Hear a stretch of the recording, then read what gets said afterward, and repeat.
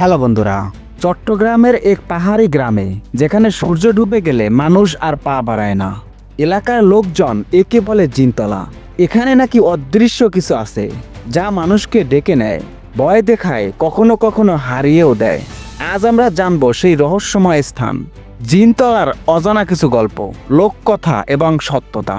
রহস্যে ঘেরা অজানা তথ্যবহুল ঘটনা জানতে এখনই চ্যানেলটি সাবস্ক্রাইব করুন। অবস্থান: বাঁশখালী উপজেলা, চট্টগ্রাম জেলার দক্ষিণাংশে। প্রাকৃতিক পরিবেশ: ঘন বন, পাহাড়, ঝর্ণা ও নির্জনতা।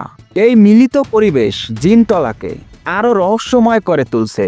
স্থানীয় নামকরণ: তলা মানে নিচু জায়গা, আর জিন অদৃশ্য আত্মা। কথিত আছে এই পাহাড়ি অঞ্চলে বহু বছর ধরে জিনদের বাস।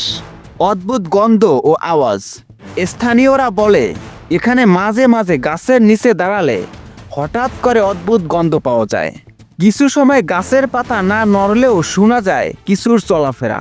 কেউ কেউ দাবি করেছে তারা সন্ধ্যার পর মানুষের মতো কিছু ছায়া দেখেছে গাছের ফাঁকে।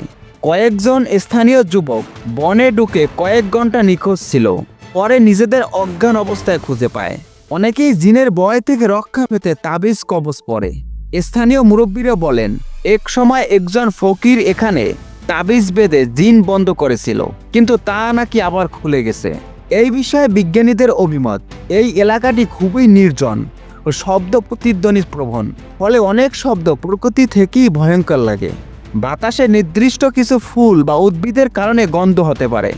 সন্ধ্যার আলো আধারিতে ছায়া বিভ্রান্তিকর হতে পারে। জিনতলা কি সত্যি জিনদের বাসস্থান, নাকি এটি প্রাকৃতির ছলনা?